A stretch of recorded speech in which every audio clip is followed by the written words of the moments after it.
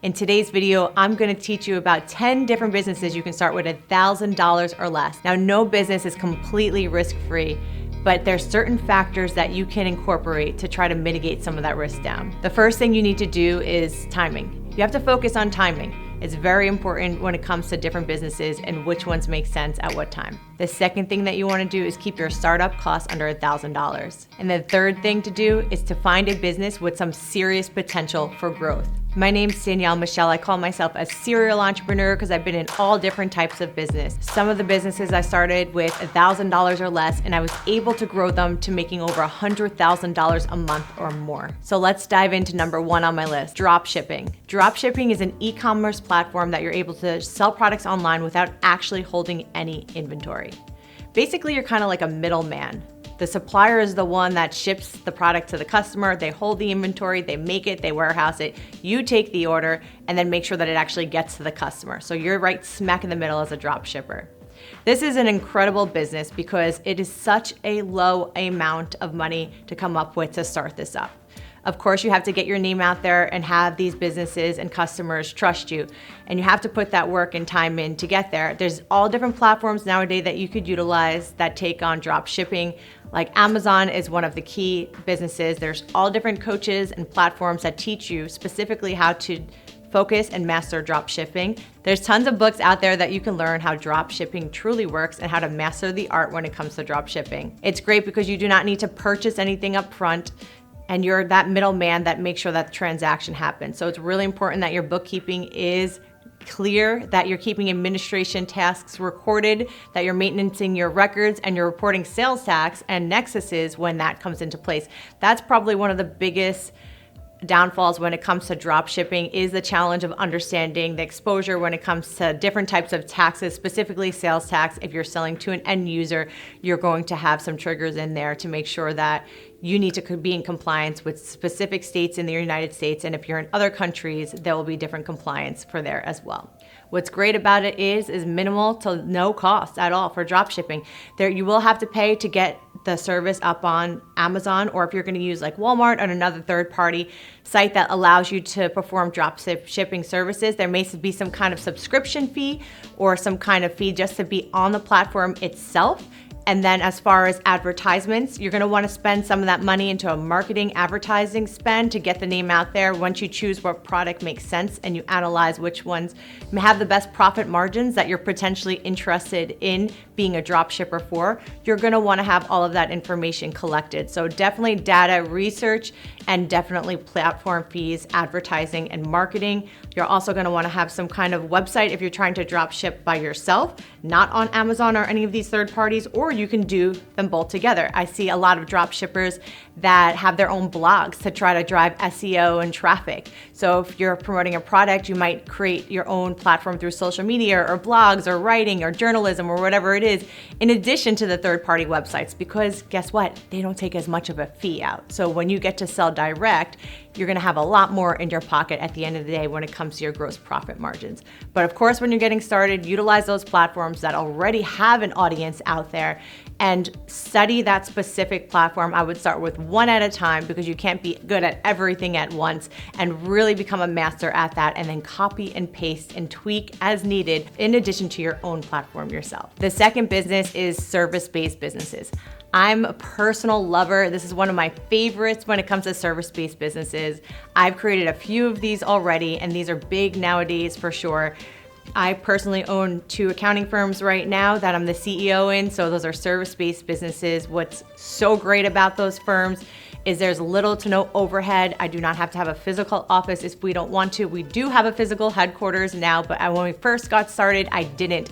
I just started with having a contract and finding my first customer and trying to get a referral to the next one, right? So I started with just me by myself as a service provider. Now, you can do all different types of things. You don't need to be a professional and do taxes or accounting or legal or anything like that, but you can be a consultant, right? So think about something that is a niche to you, something that you're really good at. Coaching platforms are major right now. There's so many different avenues when it comes to coaching that they have platforms already built out. There's structures to help you with email marketing campaigns, social media pushes, and you don't need anything besides yourself.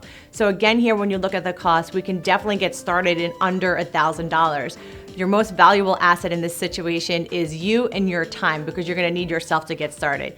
But as soon as you can, I'll give you a pro tip: make sure you delegate. Hire somebody as quick as you can so you can continue to work on the business, not just in the business. When it comes to starting a service-based business, you just need yourself. Maybe you have a administration fees for maybe DocuSign if you're gonna go that route, but you can even just have them manually signed to start. You're gonna need some kind of website, definitely for credibility. So that shouldn't cost a lot. You can go on GoDaddy and start a website for under $100. You shouldn't need to push or advertise. You can do that through social media, but I would show up, network, ask around for people that are looking for coaches or consultants or industry leaders in that specific category. And you may just have to start your services for free just to get a referral at first. So I'll barter with you. I'll do this for free if you just give me a 5-star review. I need my first review on my website. So pick out a little service and test it out, because you're gonna need to get good at that process too before you go for the big ones, right?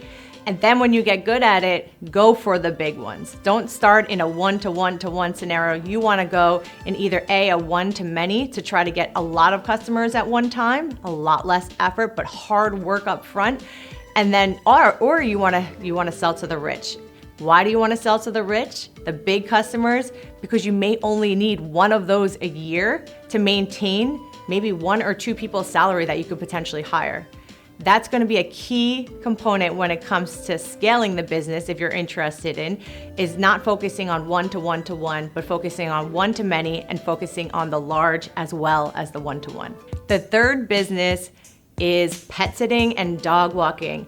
Now, here's what I'm gonna say. I know a lot of you might be like, that's an amateur business. It's like babysitting. It doesn't really take a skill or anything like that.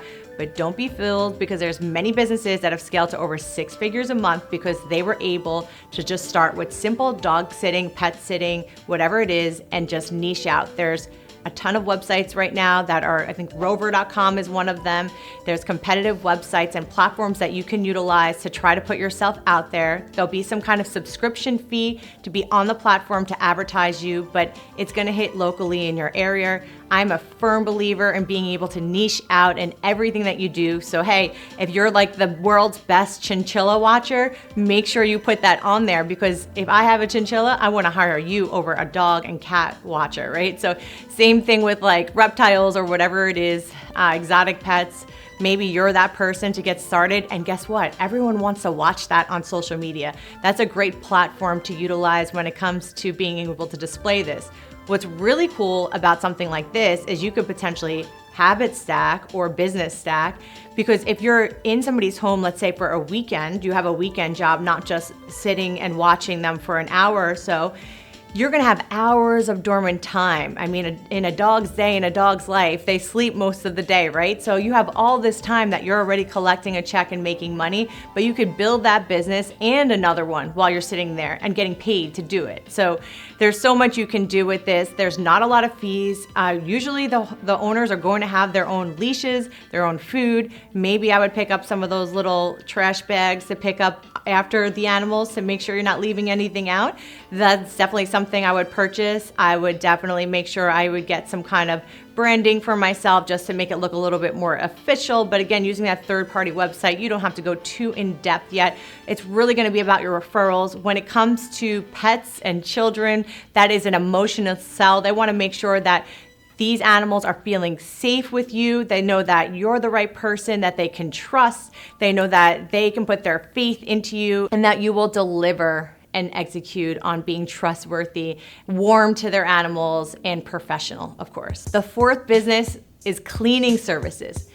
Now, I understand if maybe you're not a hands-on type of person, but just wait a second before you decide no on this. What do you need for a cleaning business? Sometimes you don't even need your own cleaning supplies. I know some of the people I've hired in the past have asked me to pick up the cleaning supplies. Every time I'm like, how do they utilize a whole entire paper towel? It's because it's on my dime. Like, are they taking this? But seriously, they asked me to pick up the Fabuloso, the the paper towels, the sponges to make sure I'm stocked up. And I swear they just drink that thing when they use it on my dime. But I do it every single time because as a busy entrepreneur, my time is best served somewhere else. So you may not even need any material, which is the coolest part. You could start a cleaning business with potentially $0. And everybody wants to have this service, right? This is a luxury. And then there's people like myself that carve out time and see where our time is best utilized. Busy families, busy business people for sure, or maybe just busy parents, right? Like they just can't get to it because they have so much going on throughout the day. You can start these services so easily. All you need is a business card and a conversation. Put yourself out there in your neighborhood, post on your social channels, your Facebook groups, whatever type of groups you're in, your next door groups, and let them know I've started a new business and I'm willing to give it at this price for the first 5 customers that sign on and give me a 5-star review. Make sure you get those reviews because that's gonna be big if you're looking to scale this business. As quick as you can, hire somebody else under you and pay them an hourly fee, right? Pay them an hourly fee and then you get to maintain the profit off of that. So then maybe you have 10 people working for you so you could manage the projects instead of actually physically being at them, and you have backup people. This is such an easy position to fill because there's so many people that need part-time work and there's not a lot that goes into the qualifications for this. And it comes down to pricing, of course, and then they're gonna wanna see quality once they give you a chance. So you can get started with a business like this in under $100 for sure. So definitely look into cleaning businesses because don't knock them. There's businesses like Molly Maid that started in the 1970s as just a residential door-to-door home cleaning business that now are one of the North America's largest cleaning companies. They do residential and commercial and they have over 400 locations. Number 5, social media management. In this day and age, social media is everything. It is in our faces. It is used by businesses. It is used by individuals. It is used by influencers, consumers, customers, viewers, all the things. It provides such a great outlet for us to be able to really use a platform to expand our own reach, right? That's what's so big about social media. It's the extension arm of the reach, right?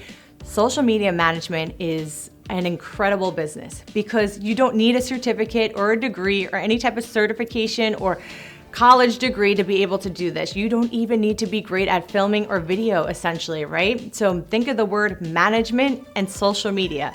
What is management, right? Management means you're not generally in the day-to-day, but you're managing overall accounts, right? So that can mean so many different levels of social media management. I've hired more than 2 handfuls now of different individuals that do this, and the pricing and the specialty and the criteria and their packages all vary so greatly. You see these being promoted all throughout Instagram and different Twitter, X, whatever it is now, and all the different social platforms, and there's people that specifically specialize in this. What's so cool about social media, you don't need anything. You could just use your phone, right? Like you can start with phone. So you can do this overseas. You don't have to physically even film. You can give the individual scripts and come up with a plan and be a social media strategist. So you help them film, and maybe you have someone that helps you edit, right? So you can outsource the editing work. Maybe you charge $100 for every video to the customer, but then you pay somebody $50 because maybe it takes an hour to 2 hours of their time, $50 an hour, and then you get the profit. Or if you are a hands-on person, you want to do everything yourself, you can do that. So think about it. All you have to do is start with one customer, and that's a verbal thing. So you can, again, it comes with giving people a deal that is so good that they won't say no. So in this market, it is saturated for sure with social media management. This is something that there's a ton of competitors out there. It could be overwhelming and confusing when it comes to making key decisions on who to choose and who fits you best. Generally, we are looking for industry competitors that are using different social media companies or individuals, and they understand that niche that we're in, and that would be a home run because then they have experience in our industry, we have results, we have all of those things. When you're getting started, you can't prove results, you can't prove any of those things yet because you're just getting started. You have to start at number 1. So this is where, again, creating a deal that's so good that they can't say no. So maybe, again, it's bartering with a bigger company or a bigger individual or an influencer to help take away some of the time that they're allotting during the day to some of this filming or strategizing or copywriting or whatever it is, and working out something where they'll post that you're the one doing it. Then you're gonna immediately start to get DMs, right? Like if you use leverage, again, that video, the power of leverage in relationships, you use leverage, then everybody's gonna start paying attention. But all you have to do is start with one. So how much is it gonna cost for a social media management business? You can get started, like I said, with just your phone. You don't need anything else, but you will need some subscriptions because of the video editing tools. There are some, if you have an Apple, that come automatically already in there. Instagram is great too if you have that already installed as an app, which I'm sure you do if you're gonna be a social media manager. Then there's a lot of free editing tools on there just to get started. But you may wanna download other apps like CapCut or other apps that automatically put captions on or video outlay. And those are generally around $20 or less a month. Some are $9.99 a month. And there's some that make video editing skills through AI a lot quicker nowadays as well. So definitely pay attention to what's out there, but you can get started on a business like this for literally less than $100. Build up your social media as you go and help somebody else. Number 6 is mobile washing and detailing. This is such a great business because everybody wants a clean car, right? And everybody loves when it comes to you. So if you can have it come to you, even better, especially the rich. So when it comes to detailing, you can look into niche markets like I'm a European car detailer, I focus on European cars or whatever it is, and really niche out. Or I am the Southern detailer because I understand pollen and other things in the South, but you're gonna wanna make sure that you create some packages so you're not just a one-hit wonder when it comes to a business like this. Because what happens is we all want this service, right? But it's not a necessity. It's not something we need to survive, but it's something we all idolize and want, right? So maybe it's a treat for us and we only do it once in a while, or when we are about to turn in a new car, or we have maybe guests coming to stay with us and we want to really get a detail done on our car or a specific wash. But what's great is if you can create packages, maybe monthly or quarterly or bi-monthly packages with hidden deals that are out there for them, but like savings that they think they're saving money, whether they are or they're not, saving money in a package format, that's gonna be essential for these people, right? For your customers, for the consumers, because then you're already on an auto schedule. So here's what I'm gonna do. My name is Danielle, and I'm gonna come and detail your car once a quarter. And the regular price to detail your car is $250 when I come to you. But if you do it with me 4 times a year, I'll have this automatically scheduled and we can always change the dates. That's no big deal. We have you on schedule 4 times a year. It actually brings the price down. You save $50 a time when you do this if you schedule out the full year, which is 4 times a year, or a monthly service, and maybe you give them an even better deal, whatever it is. You can go to businesses, right? One to many. Think one to many, not just one to one. Individual and residential is a great start. You have to start somewhere. You want to get that happy customer. You also need to make sure that you know what you're doing, right? And make sure that you understand the process. But then after that, look for one to many. Work out deals with businesses. Hey, I'll do all of your employees. This could be an accountability plan or a perk for them, right? Like this can be something that potentially could be a write-off for the business that you're incentivizing employees in lieu of salary or bonuses or whatever it is. And this is what they get, a once-a-year detailing package at holiday time versus giving out a bonus or a bonus and that. Whatever they want to do, that's up to the business. But look at businesses and one-to-many scenarios as well. And there's different types of car companies and maybe speak to them. You never know. So definitely look at one-to-many. And you can scale this thing, hire people under you, and become a car detailing and washing manager. The 7th business is freelancing or copywriting. Now, this is one of the most flexible businesses. If you are a person that idolizes your free time and you like to travel or does not be tied down to a schedule, this is a business for you. If you're good at copyright, you're good at English in our language, right? So you're good at being able to understand grammar, nouns, pronouns, all the things. This could be a great business for you. You could freelance anything. It doesn't have to be copywriting, or it could be accounting, or it could be specific consulting services or whatever it is. You could freelance graphic design. It could be creative, it could be professional as well. But freelancing is what gives you that ability to have a flexible schedule. Now, this is probably one of the most common jobs when it comes to, you see those world travelers that are all over the world. You're like, how are they in Machu Picchu this week? And last week they were down in Lisbon, and now they're out in Italy. And you're like, how do they do all that and make money? They're walking around with a laptop and they're creating their own schedule as a freelancer. What's cool about a freelancer is you're not a W-2 employee, so you get to maintain and control your own schedule. Of course, you have to agree with your customer on deadlines and make sure that you're on the same page as far as expectations, fulfillment, pricing, and timelines. But that being said, you can do that whenever you see fit. So whether it's early in the wee hours of the morning or while everybody else is sleeping at night, or you condense a whole day, do your freelancing, and you could take on as much or as little as you want. It's your business. The world is your oyster. Again, if you're looking to scale something like this, you're definitely going to want to look into executing and finding professionals underneath you, building that out with that you in mind. So you don't want to create a business if you're looking to scale that's relying on you as the face, as the person. This is where coaching businesses get stuck with that individual because they want you. They want you to service them. You're the face, you're the name, you're the conversation, you're the salesperson, and now they want you to serve. If you just switch that to someone else, they're going to be dissatisfied. They're buying into you as a coach. So you want to be careful with freelancing as well. If it's a business and any business that you're looking to scale, as soon as you can to try to delegate that process to make sure you have a system in place so that you can be able to be free as a freelancer as well. What does it take from a financial standpoint to start a business like this? Not much at all. There'll be some subscriptions I would recommend. Companies like Upwork. This is an online platform where you can easily become a freelancer on there. I've hired businesses over the past 10 years through Upworks. I still use them today.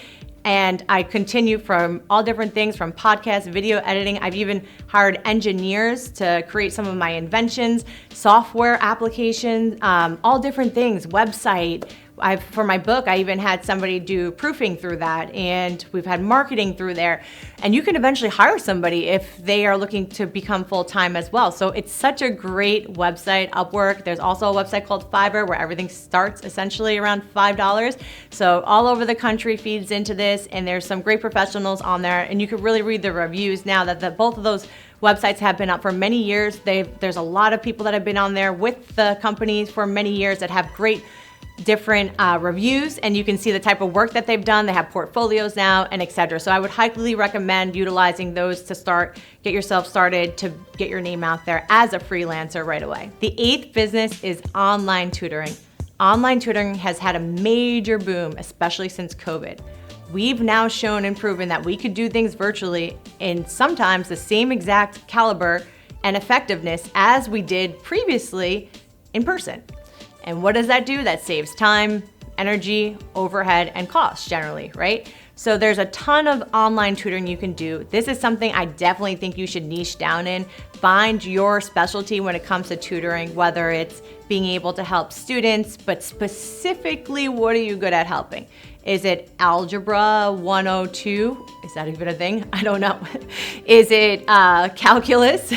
Is it a specific type of reading level? Like I am the specialist of reading level 17 through 92 or whatever it is. What is it that you're good at? Is it musical lessons? Is it even, you could potentially do dance and all different things and correctiveness through there, right? So online tutoring is another thing. It falls similar to a coaching, but generally you're gonna have some criteria behind your back, whether you were a musician previously, or you were maybe a school teacher and now you're just taking some time, or you're a thriving college student, right? That can help elementary kids and middle school kids, but you're really good at English or whatever it is. So you're gonna wanna definitely hone in on what your niche is so that you can make that your specialty and promote that when it comes to online tutoring.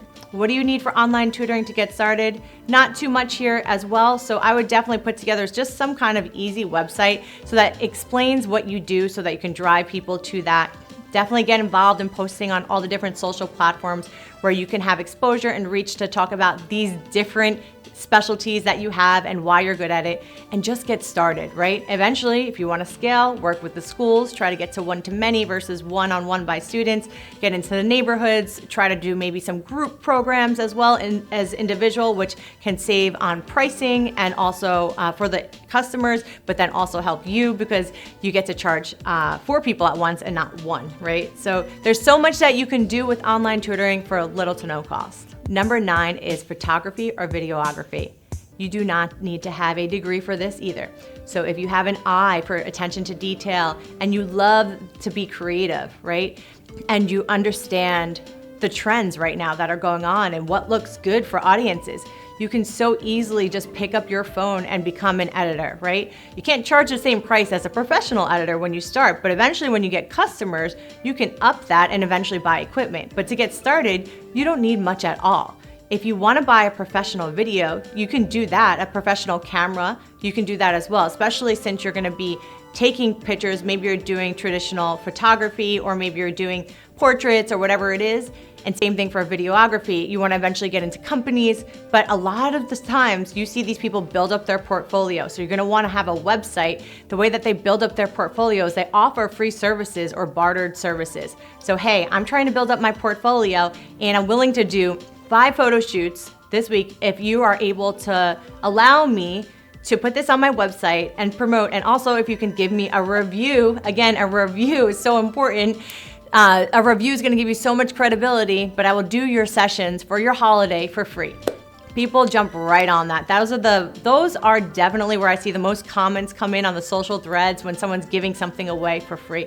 You could also collaborate with other influencers to give away a free photo session for someone that already has a following and they want to do a giveaway. It could potentially be a bundle with this and other things, but of course it has to make sense for their platform. So keep in mind who you approach, because if you approach the wrong person that doesn't do giveaways like this, they're probably not going to say yes, right? So it is so easy to get started. Definitely can get started for under $500 with a business like this. If you want to purchase a professional camera, you can get a used one for now. You could look on Facebook Marketplace. You could look in some of the vintage stores. Sometimes Best Buy also sells things that are used as well. Just look online and reach out. And there's a lot of people that just have professional cameras that are collecting dust and they'd rather see them used and get some money back in their pocket for that. Number 10 is affiliate marketing. So this is kind of similar in theory to drop shipping. You're kind of like a middleman because you actually don't have any inventory or product or anything like that. But instead you promote other people's products, services, or companies on your own business, which might be your website. You can utilize affiliate links on Amazon that can track and give kickbacks as well. I see a lot of the girls do this when it comes to fashion and being influencers, and they get kickbacks on anything that they wear, and then they post what the link is to buy the actual clothing or maybe some face goods or whatever it is, or children toys or whatever you want to do, whatever your hobby is, and then you get affiliate links by promoting that. So you can do that by being an influencer on your own social media, or you can build up your own website and get into blog posting, copywriting, SEO, and so much more. Something like this, you can definitely start with under $1,000. You definitely want to have a website. There's going to be some subscription fees to allow you to have a membership into some of these affiliate programs, but you're going to automatically get kickbacks right away. And if you can build a funnel that is so strong that gets people so interested, you can make a lot of money when you sleep. And there you have it. There's 10 businesses that you only need $1,000 or less to get started that all have huge potential growth. But if you're interested in really going to get started with a bang, to being able to escalate the business, to being able to scale a business, I want you to check out this video right here. On this video, I go deep into the power of relationships and leverage and how important this is when it comes to being able to expand and build out your financial empire.